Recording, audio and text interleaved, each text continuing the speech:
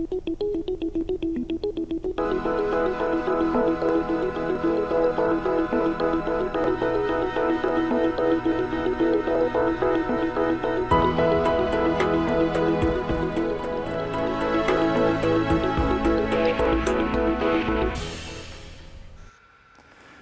afternoon.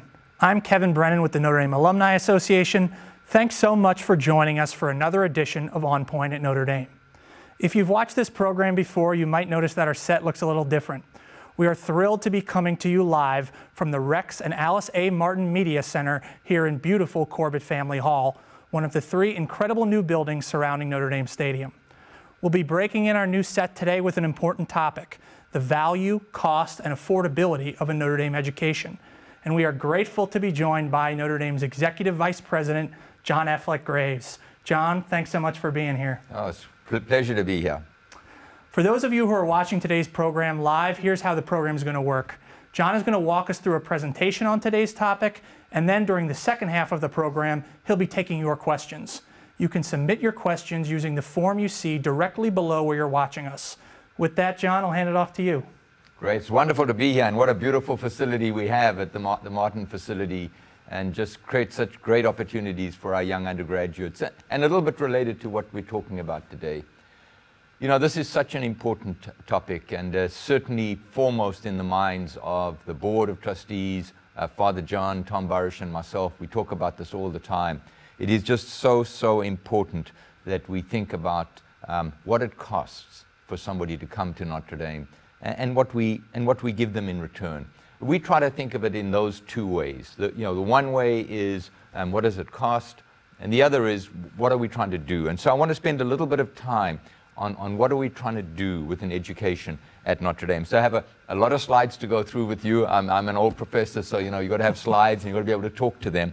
But I'm going to run through a couple of things. I want to start with a quote that I think most of you are familiar with. My favorite quote, I think, of all the things at Notre Dame. The mind will not be cultivated at the expense of the heart. While we prepare useful citizens for society, we shall likewise do our utmost to prepare citizens for heaven. And that's Blessed Basil Moreau, the founder of the congregation. And what an insightful and thoughtful and challenging commitment that he made, and that has come down to us and our responsibility to follow through on that. So we take that charge very seriously, and it anchors all that we do at Notre Dame. You know, a lot of people say, Notre Dame's an elite university, and that's not our goal at all. We don't want to be an elite university. We don't want to be thought of that. We do, in many ways, want to be thought of as a different university, and that difference, I think, stems from that foundational statement of Father Moreau, that we're not just about educating students for the now. We want to give them a lifetime experience, and we want to prepare them to be citizens that just contribute to their communities wherever they are. That coming out of that are the 3 major goals that Father John has set for the university. Certainly, we want to be a world-class research and academic university because we want to advance human understanding, seek to heal, unify, and enlighten the world. Those are Father John's words, and a beautiful mission for Notre Dame to make this a better world. We want to provide an unsurpassed undergraduate education that provides that holistic student formation that Blessed Basil Moreau spoke about. And then, of course, it's critical that we infuse both of those with our Catholic mission to provide a moral framework that our students can think in. And that moral framework has to impact not just our students, but also the research that we do. And so those are the 3 critical goals of the university. So let me move on and talk just a little bit about each of them. So, world-class academics. Here's a photograph of one of our great professors, Maria Lieberman. She's a professor in chemistry and biochemistry, and her research is all about finding easy, quick tests that can validate the authenticity of medications in the third world. We know in the third world so many people get medications, but they're the wrong medication, they're the wrong drugs. So the way that we can provide them as a university, we can provide third world poor people with that opportunity to know this is the right medicine for her. The great thing about Myra is she's not just this great researcher who's making a difference in the world. She's also a fabulous undergraduate teacher, and she has undergraduate students in her lab. And having undergraduate students do research is a critical part of the component of a Notre Dame education, because it gives that student a chance to dig deeper into a discipline, to really explore whether, do I really have a passion for this? And sometimes it's not, but that's a great lesson for them. This is not what I want to spend the rest of my life doing. But for others, this is exactly what I want to spend the rest of my life doing. They get excited by the passion of the university. So just an example of many of the wonderful professors that we have on our campus. With that comes the fact that, we have a 10-to-1 student-to-faculty ratio. So we have relatively large number of faculty per student by national standards, but by the major research universities, we actually are a little bit poorer on that number. Probably that number typically for us to be with the comparable universities we would look at would have to be 7 or 8-to-1. But 10-to-1 works for us, but it's really important because we want to have students have that one-in-one research opportunity, and we also want to have small classes. Yesterday I was having lunch with a group of students, mainly first-year students, a couple of sophomores, and we're just sitting around chatting. I was trying to get their feelings. How do you feel about the Crossroads project? What are the challenges in your first semester at Notre Dame? How's the new dining hall going, North Dining Hall? It's just great to get that feedback from the students. And I asked them, how are classes going? What's your favorite class? And almost to a person, the first-year student said to me, my favorite class is this class in microeconomics or this class in Irish literature. And almost always, it was their freshman seminar. And when I asked them why, they said, we only have 15 or 16 students in the class. I've got to know the professor. She actually has a sense of humor. Yeah, it surprised me, but she does. She knows my name. She asks me. I feel I have to prepare more. That opportunity to have small classes where a professor gets to know the students, knows them all by name, they get to know all the other students in their class is so very important. So we're very proud now that 60% of our classes have less than 20 students, something we're definitely aiming to do more of. And then, as I mentioned, now we have 41% of our undergraduates engaged in research with a professor outside of the classroom, and that gives them that deep experience and a one-on-one relationship with a professor. Now that's often a professor who can write a letter of recommendation for a student. That's the professor often. I was with another student, former student, maybe 3 weeks ago, and she was telling me about Professor David Hyde's lab that she worked in. And she said, I'm in medical school now, but whenever I have a problem, I just phone up Professor Hyde, and he's my go-to person. I worked with him in a lab for 3 years. Those are just the lifetime experiences that we're trying to give our students in those areas. In addition to academics, of course, community life. If you look for the hallmark of a Notre Dame education, it's residential life.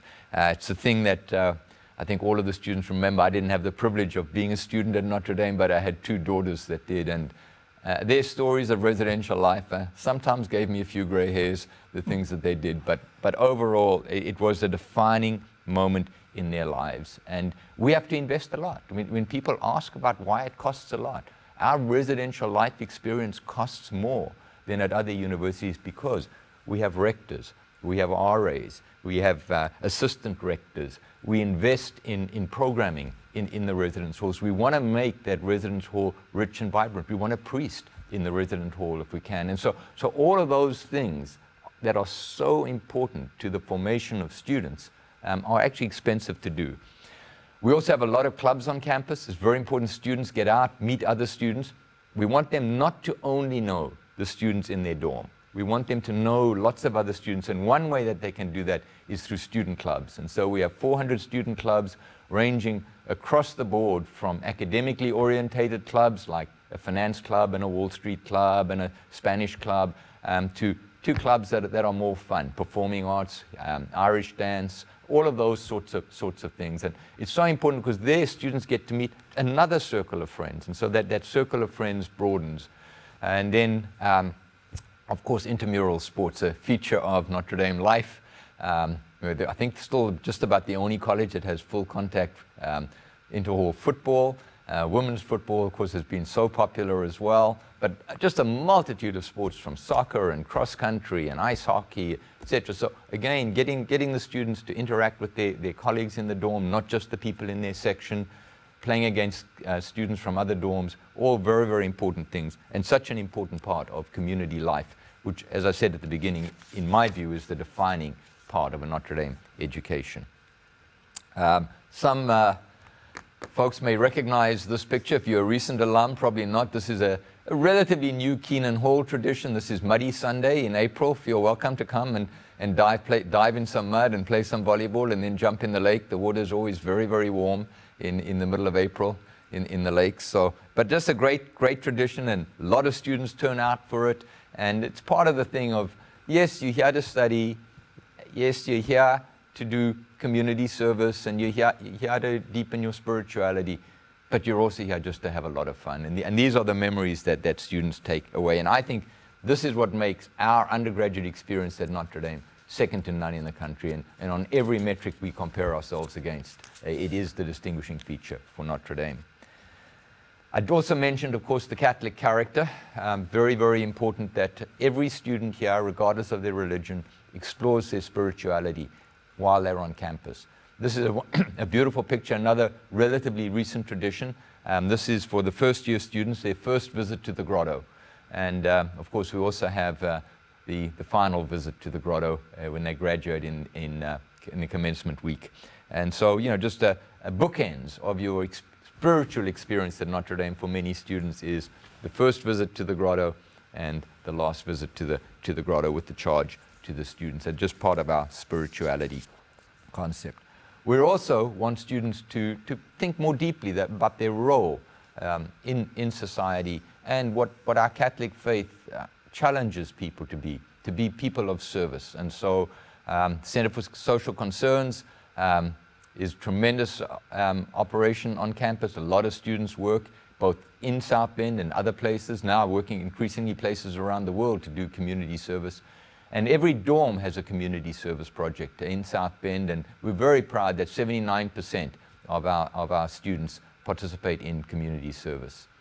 Campus ministry, very, very big part of Notre Dame life as well. Again, something you don't see at almost every other university in the country. Coleman Morse, there's a whole floor devoted to campus ministry. And it's about dorm masses. It's about the choirs, the liturgical choir, the gospel choir. It's about rosary at the Grotto. It's about retreats. These are all things which invite our students to take time in their 4 years here and explore their faith, explore what it means in their life, what they should be doing. As I say, we look at these 4 years at Notre Dame very much as a transition of the students, really from adolescence to adulthood. It's a difficult time in one's life. There are lots of things going on. You're very conscious about how you look and how people treat you and how you feel. And so there's this opportunity to also discern what are your interests in a career, but also what are your interests in life, and what are your responsibilities to the communities in which you're going to live. And so another very important part of Notre Dame education. And then we want to prepare students for the world. And so this covers a multitude of different things. One of the ways to prepare these students for a world they're going to live in, which is going to be a global world, are our study abroad programs. So students now go to over 40 countries. We have programs in some major countries, so London, Rome, Dublin, Fremantle, Australia. But we send students to lots of other places all over the world. And they go to over 40 countries now. We have students this semester. And 65% of our students have a study abroad opportunity while they're at Notre Dame. And we think that's very important in preparing them for the global world they'll live in. It's also important for us that we prepare them for the next phase of their life. So we get them from high schools, almost always well prepared by the high schools they're in. And in our case, I think our students are very well prepared by their families, by their parents, by their loved ones, by their uncles, their aunts, their grandparents, come in with actually a strong value set already. It's our job to take that and have this 4-year discernment period, and then it's to help them on the next leg of their lives, the next step that they're taking, big step of what do they want to do after college. And that involves either getting them a job or getting them into graduate school. And we have great statistics on that. So 76% of our students participate in an internship. In the modern world, that is the entree to a job. Most students get a job offer out of their internship. They don't all take that. They get other opportunities as well. But for many, that becomes their first job. 93% of our students graduate on time. Very, very high number nationally. And nationally, that number is probably down around 50 to 60%. And so when you think of the cost of a Notre Dame education, it's true, but for Notre Dame, you're getting through in 4 years. At many other schools, it's five or 6 years to get through. And then 98% have a career or postgraduate or service opportunity within 6 months of graduation. So we really look at that as that holistic, great professors in the classroom, great discernment, and then this leg out into the next stage of your career or your life. And so that's something that we're trying to do. So as I've said, we believe that Notre Dame adds a great value. I had the privilege of having my 2 daughters come to Notre Dame, and I saw the difference that the Notre Dame education made in their life. And again, it wasn't just the classroom experience, it was all these other things. But we have a world-class faculty, we have small classes, we have a very rich residential life, we have a robust and broad study abroad program. They can study in almost any part of the world that they want to. We invest a lot in this religious exploration, exploring your faith and your spirituality while you're on campus, so through campus ministry, Center for Social Concerns, and multiple other venues as well. And then we do very, very hard work in trying to help them in their postgraduate placement, whether that be at medical school, where we have one of the highest acceptance rates in the country, or whether it's getting a job in the area where you want to work, or whether it's doing service in an area like ACE or doing some international service project. So we're really looking in that to educate the whole person for all of their life. I'm going to change tracks a little bit here, and I'm very nervous about doing this because we believe this is the value of a Notre Dame education, and I don't want to make it too much financial. Even as a finance professor, it hurts me to say that the world is not all about finance. It's about these great experiences, preparing people for the rest of their life, giving them frameworks to think in. But financially, I just want to talk about what a Notre Dame education does financially. And in this, there's a company called PayScalecom. They do all the major universities in the country. So this is not Notre Dame data. This is from PayScale.com. And the value of a Notre Dame education, just financially, is borne out in this chart. If you take the 4-year private school median income, just over $46,000. For Notre Dame students, the median starting salary last year was $63,000, so 36% higher in terms of that.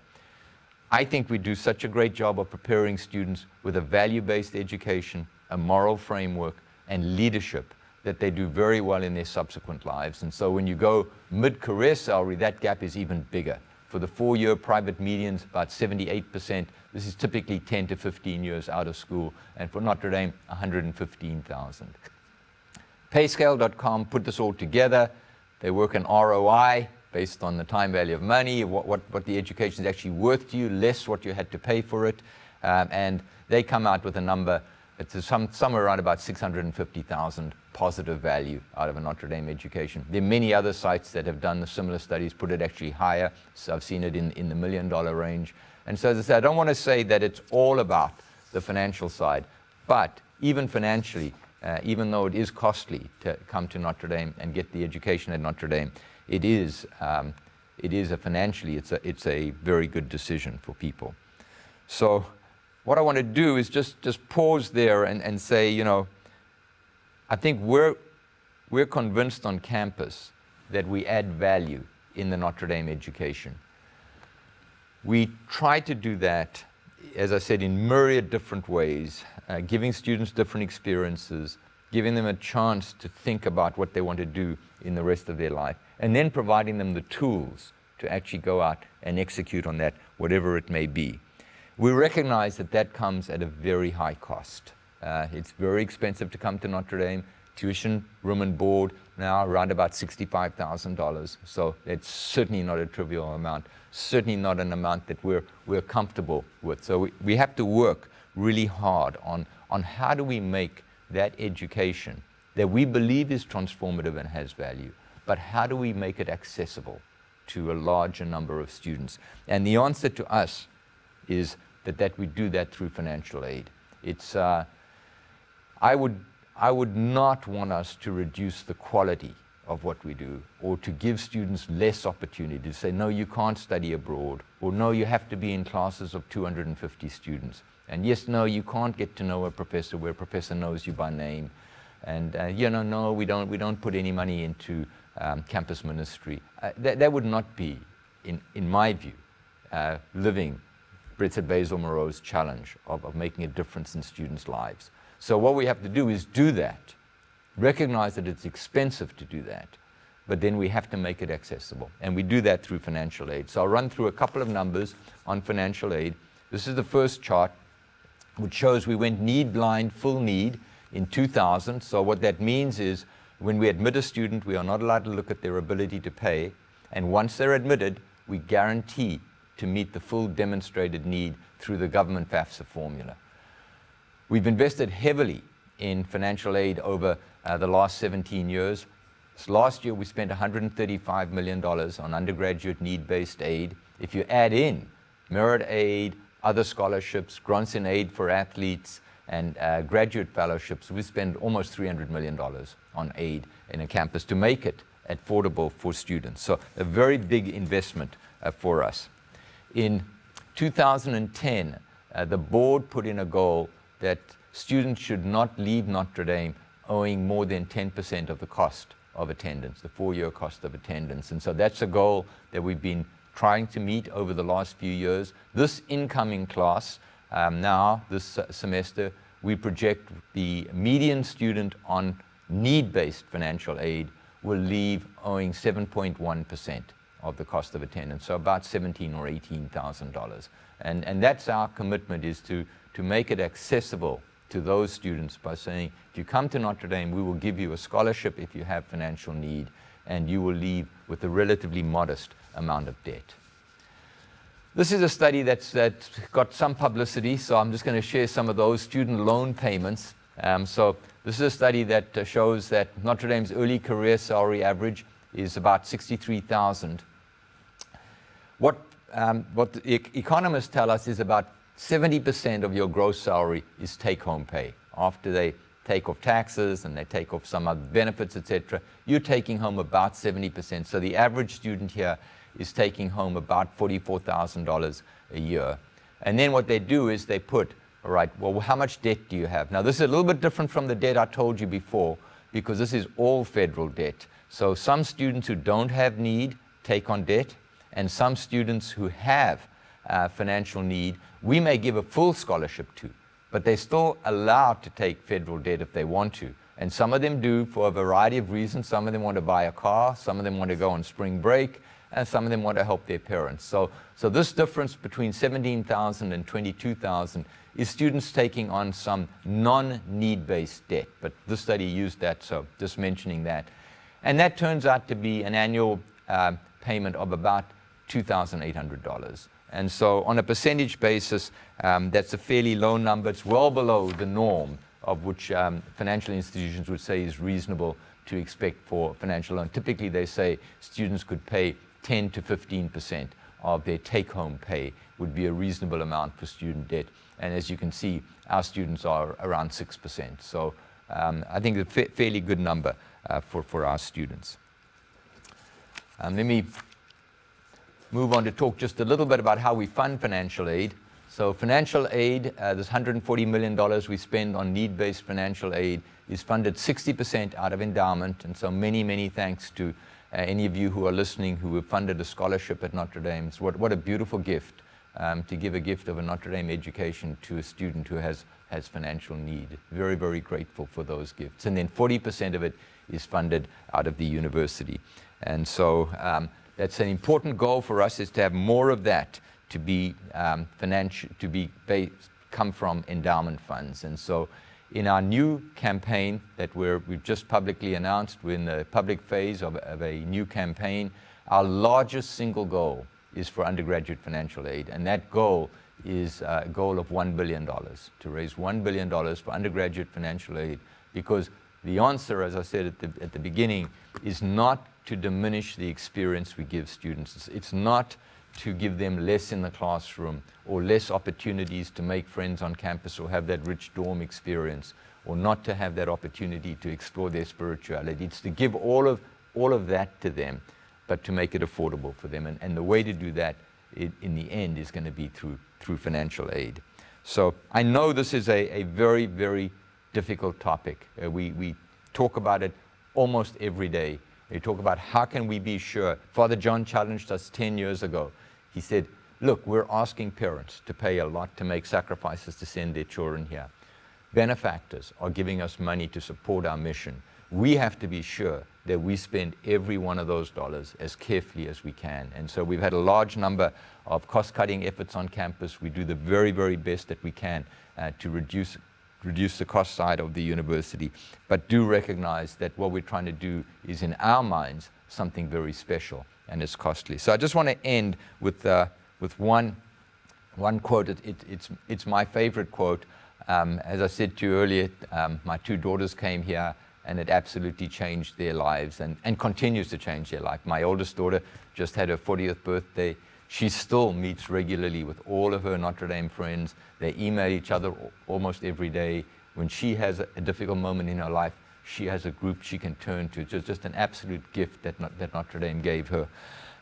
But I think, I know that my daughter's got a gift, but Father Ted Hesburgh had such a special way of saying things, and this is what he said. He said, a Notre Dame education is a gift not only to the individual, but also to the world. And it's our responsibility that we continue to give that gift, that we give that gift that is a special gift, that has all those attributes I spoke about. And it's our responsibility to make sure that that gift is available to every student who qualifies to come into Notre Dame. So thanks. It's been a long chat, and I look forward to handing back to Kevin and seeing what your questions are. Thanks so much, John, for that great presentation. We're now going to take your questions for those of you watching us live. Remember, you can submit your questions using the form just beneath the streaming player where you're watching us, and we'll try to get to as many of them as we can. I think we have a question already ready to go from a member of our audience here, and that it comes in from Kelly. The question is, why does Notre Dame not use its endowment more to help students afford Notre Dame tuition?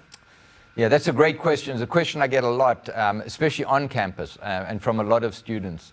The reason is that the endowment is actually, it's not a single account.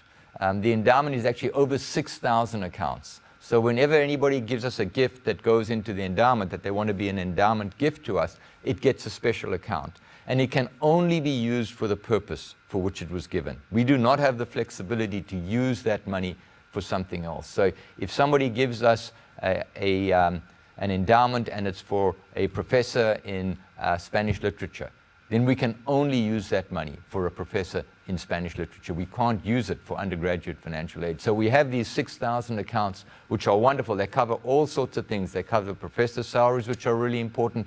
They support some of our biggest institutes. They support the Center for Social Concerns. They support the library. And then a lot of them do support undergraduate financial aid. I think about 30% of our endowment at the moment is devoted to undergraduate financial aid.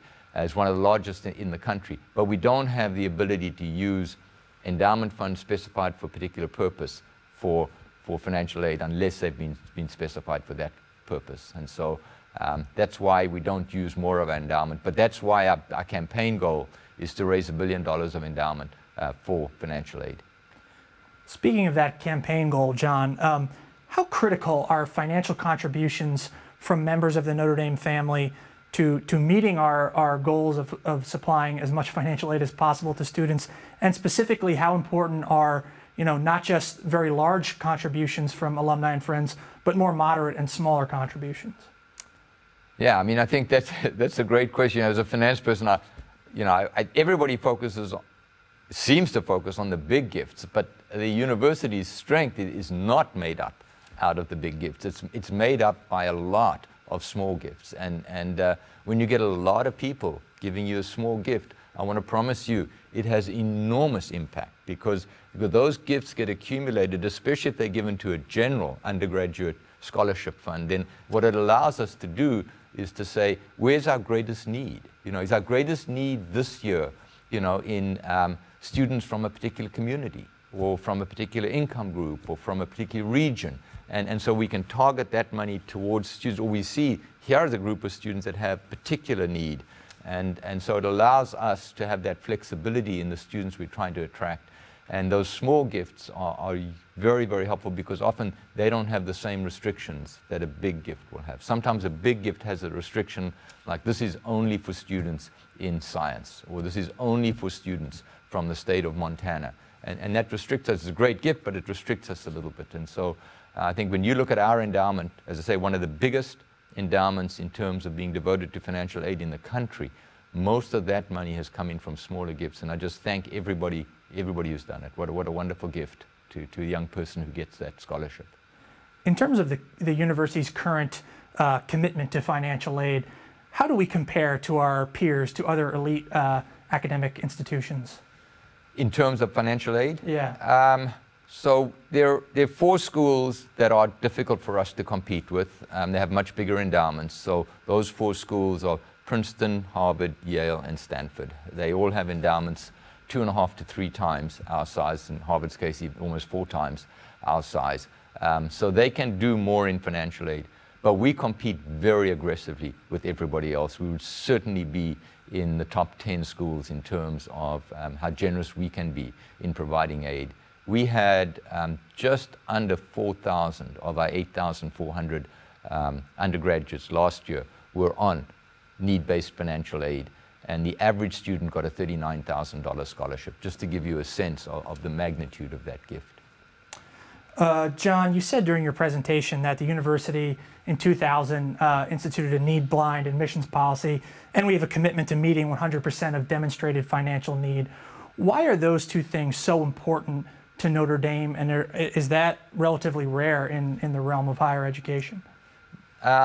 It's relatively rare in higher education as a whole. Among the major private universities in the country, there are probably 20 to 25 which are doing what we're doing. And it's that commitment that when a student applies, we should look at the characteristics of that student. What do they bring? What leadership have they shown in school? What has been their commitment to the communities in which they live?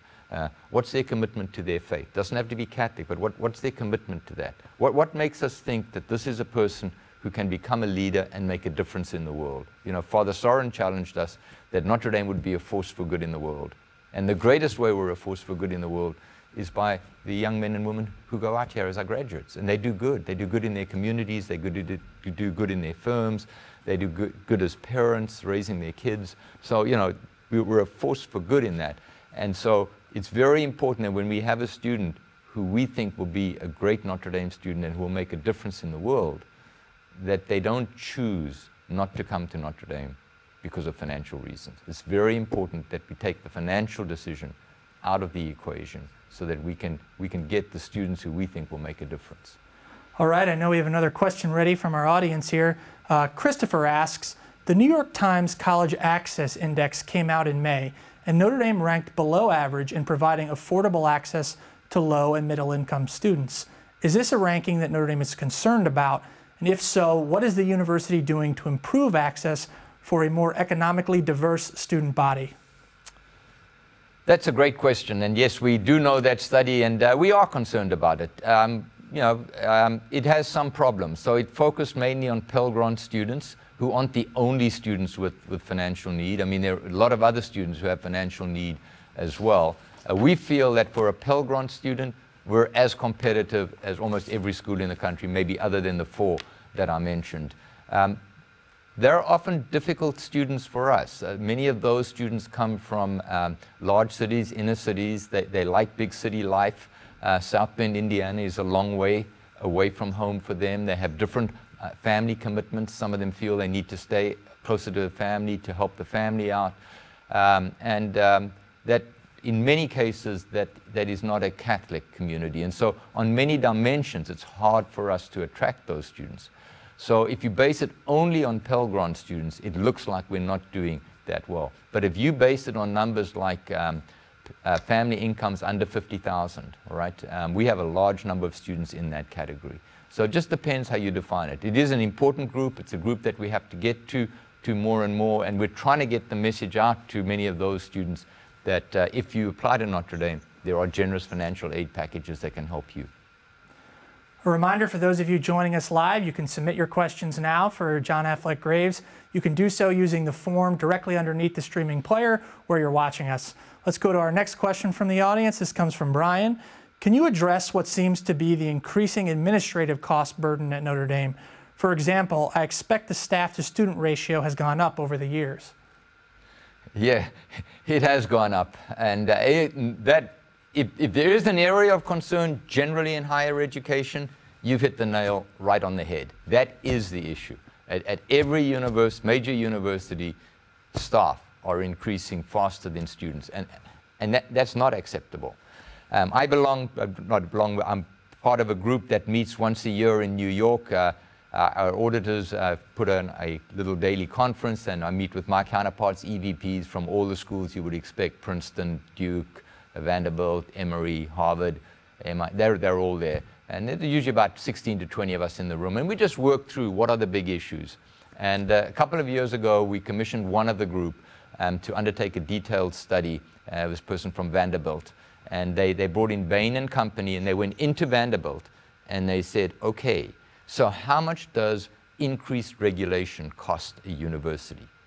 And they spent a year studying the problem, and their answer was it cost Vanderbilt $140 million, just regulation.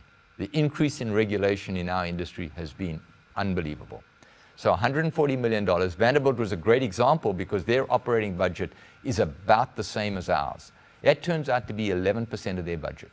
So 11 cents on every dollar at a university goes to regulation. Filling out forms, tax forms. We have to do tax returns now in 39 different states.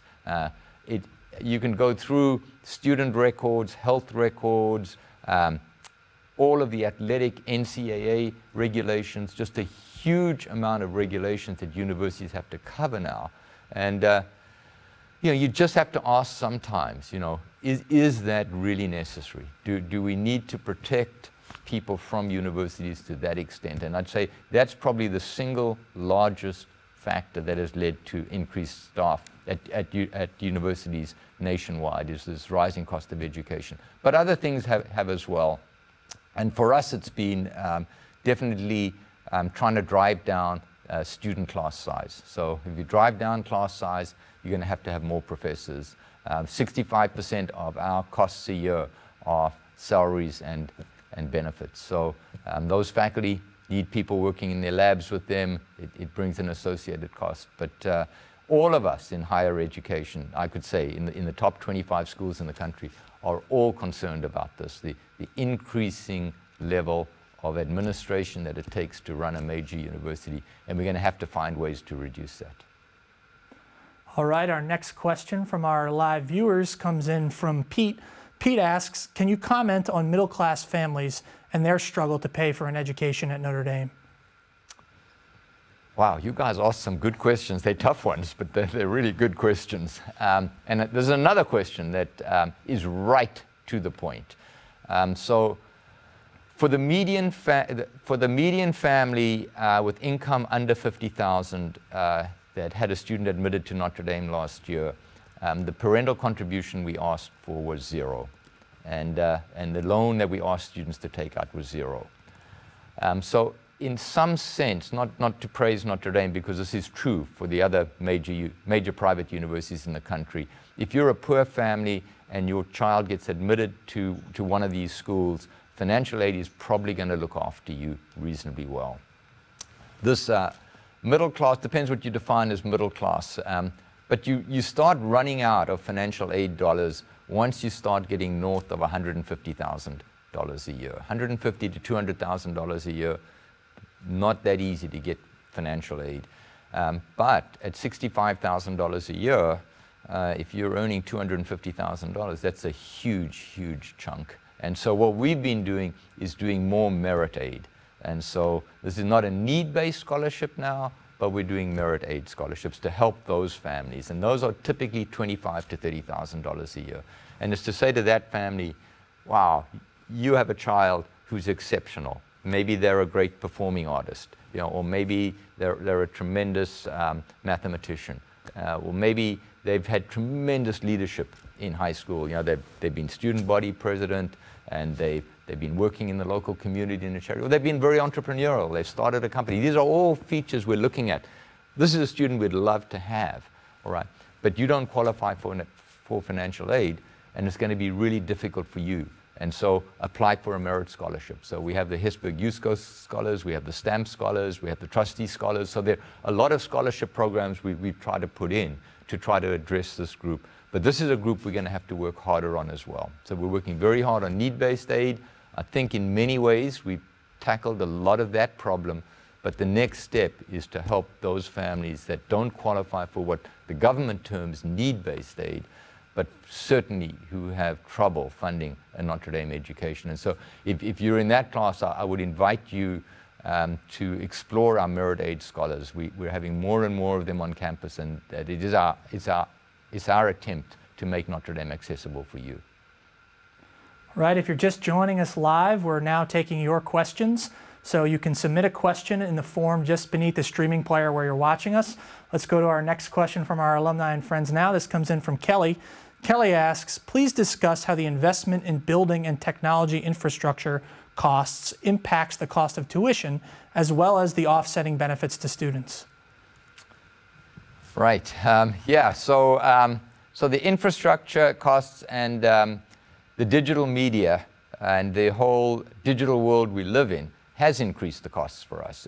But, you know, our students live in a digital world. You know, if you send an email to students, don't expect a response, okay? They're all on something that I don't even know about. You know, I'm still trying to catch up, you know, with Facebook and text. I mean, they're way beyond that. And so having a campus environment that meets their digital needs is very, very important. That's why this Martin Digital Center is so important, because, you know, I went through a little bit of preparation for today, and what I do a kind of PowerPoint presentation. But the student of today, I mean, they want to make a video. You know, they want to have an editing room, they want to edit it, and they want to be creative, and it's just so great to see the things that they do. I couldn't dream of doing what they do, but it costs something to provide that. Again, it's another great example of you want to give students those skills because they're going to need it in the world that they enter. That's the world that they're going to be in. It's going to be this digital world. So we've invested a lot in improving our infrastructure on campus. We've been very lucky in South Bend. South Bend happens to be the nexus of some of the major dark fiber in the country. And so a few years ago, maybe as few years ago, shows how old I'm getting, actually probably about 17, 18 years ago, Monk was president, and he encouraged us to join the local coalition, which was called MetroNet, which put dark fiber across our county, and that's been tremendous. And so we tap into that, and that's been a tremendous investment for the university. But all of that infrastructure is really important. And then the buildings that we're doing, you know, people ask me also, you know, why do we have so many buildings? Well, we have so many buildings, again, because we have these great faculty, and they're doing great research. They're trying to cure rare and neglected diseases. You know, we're trying to design the next generation of aircraft. You know, why is that important? Well, it's important because it's a sustainability play on energy, all right? So that's a contribution to the world. But it's also because we want that young student to work in that lab with this great professor who's working on this next round of jet engines, and the passion that he has makes that person want to become. And so we have students, you know, who are working at NASA, working at other places because of the passion that they got from that. But that requires facilities. So our growth as a research university is requiring us to add some additional buildings. But that's a good thing, because we try to make sure that our research is grounded in our Catholic mission. And so, you know, can we cure those rare and neglected diseases? You know, can we help with the sustainability issues that challenge the planet?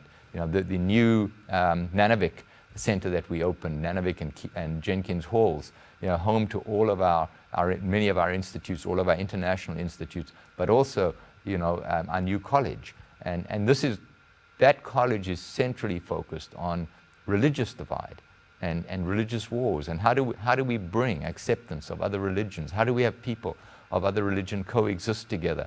Such an important part of the world we are. So, a lot of these things are being funded for our research, but also for our students. All right, let's take another question from our alumni and friends. The next one comes in from Bill. Bill asks, as we think about costs, how do we pay for buildings and infrastructure projects? Okay, so they're actually slightly separated.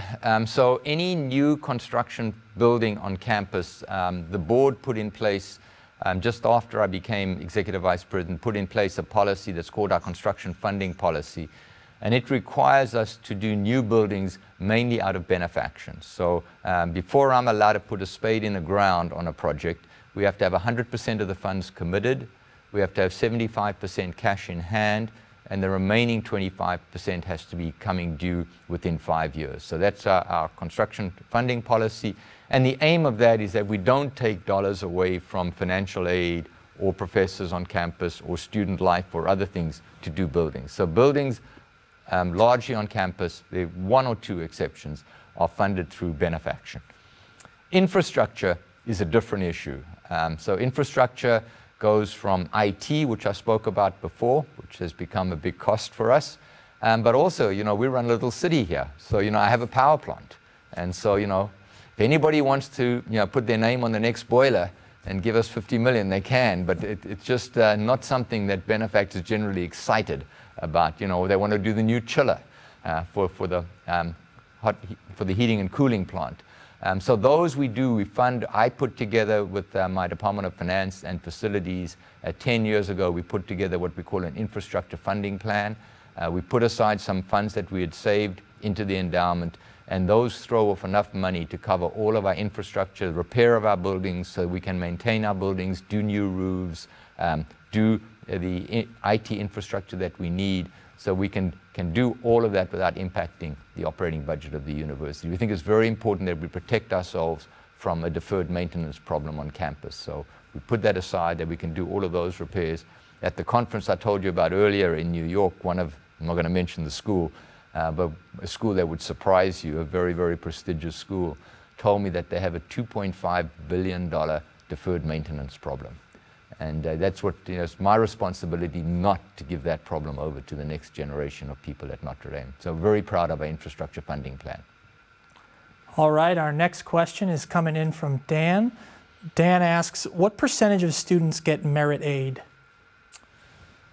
Right, that's a complicated question because some of our need-based students also get merit aid. But I would say that we're probably doing about 50 merit aid scholarships at the moment a year. And so over the 4 years at any one time on campus, probably about 200 students have merit aid. And certainly would look to that to grow at least to double within the next 5 years. All right, a reminder for those of you watching live or if you're just joining us, John is taking your questions now, so you can submit them using the form just beneath the streaming player where you're watching us today. All right, our next question coming in comes from Linda. Linda says, I find this presentation fascinating. Can you post the slides? You're challenging my IT ability, but actually I can post slides, so we'll try to find a way to do that. It's one of the few skills I have in the IT world. That's great. So we'll get those slides ready for you, Linda.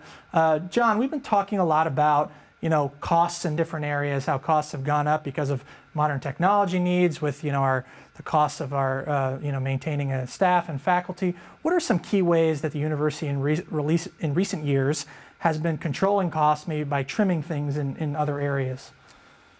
So we've had a series, as I said to you, in 2009, I think just following the start of the Great Recession, Father John challenged us, are we doing enough to make sure we use every dollar as efficiently as we can? We owe it to the parents, our students, our benefactors to do that. And so we started a university-wide initiative called Advancing Our Vision. And the goal of that was, can we find a way to give back and reallocate funds from things that are less important to make sure that they're going to the things that are most important. And so we went through a series of exercises, and yeah, for a long time I was not the most popular guy on campus. So faculty and staff used to get a discount on football tickets. We took that away. We used to fund quite a large number of our staff had cell phones paid for by the university. We took those away. We took away all personal vehicles. And so we went through a series of things. We had an early retirement program where we told departments that if somebody retired early, they would only get back half of the funds. And so we went through a whole series of exercises. We were able to generate a fairly large amount of money in terms of the equivalent, if you put it in endowment terms, probably somewhere around about $200 million equivalent of endowment. Certainly somewhere in the order of $20 million a year that we could cut out of the budget. And we gave that over to two main areas. One was financial aid, and the other was new professors. So we actually devoted that money. We gave it to Tom Burish as the provost, and it's to underwrite, I think, 50 to 70 new faculty. And that was with the whole goal of our most important thing we do is the education we offer our students. And so the way we could do that internally was to cut some of our costs and give it over to both to students coming in and to the faculty who teach them. John, some Notre Dame students, decide that they want to pursue a career, whether it be service-related or otherwise, that might make less money than some of their careers, or that they might, less money than other jobs they might themselves be able to pursue. How important is it to Notre Dame to be committed that we're providing enough financial aid for these students that they can choose to pursue their passions? I think that's very, very important. I think we're looking to produce people who will make a difference in the world, as we use, as I said, Father Soren's little phrase, to be a force for good in the world. And we would hate for every student to leave Notre Dame thinking the only way you're a force for good in the world is if you make a lot of money. That's absolutely not what our education is about. And so I do think that that's an area we have to explore much more. And law programs have started to look at loan forgiveness programs.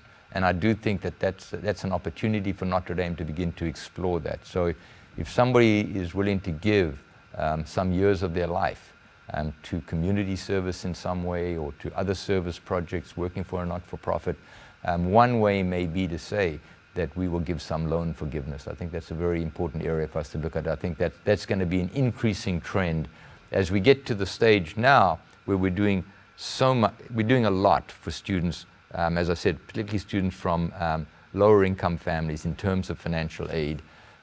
If some of those students want to do community service and they have a loan, we should look at some loan forgiveness programs. All right, we have time for one more question from our alumni and friends, and the winner is Eric. Eric asks, how do you see the cost and value of a Notre Dame education changing in the next 10 to 15 years? So I'm actually very hopeful on this. I think that everybody in the country that I speak to, certainly everybody in higher education, is concerned about the costs, and that's a good thing. So it's under a microscope, and people are putting pressure on us. That's a good thing. It's not a bad thing. That's a good thing. We should welcome that. And so I do think that the costs will start to abate a little bit. If you want me to be sober about this, here's one of the challenges. If you go to any of the major schools, including Notre Dame, very expensive. We're all in the $60,000 to $70,000 a year cost. All right. What's happening to demand? Okay. Is the increased price diminishing demand? No, it's accelerating. We've gone from 13,000 applicants to 19,000. The desire for an education at a school that does the things I spoke about, small classes, unique opportunities, preparation for the rest of your life. The demand for that is high because I think the value is high. And so the little challenge we have is more and more students are applying for it. And that's not going to happen at Notre Dame, but at other schools, that is allowing people to put up prices more because there just seems to be this insatiable demand for it. So that is a little bit of a challenge. But I do think we're under cost pressure. people have their eyes on us. It's going to make us more conscious. It is going to drive down costs, hopefully. They're starting to abate. And I do think that we're increasingly, I think, offering increased value. I just keep coming back to that. You know, the cost is really important, but think with that of what is the value, and is there value in the education that Notre Dame does, and is it worth the cost? And in our view, it is, and we just try to help people to get through that and recognize that we've helped a certain group of people, but there's a bigger group out there that we have to help as well as we go forward.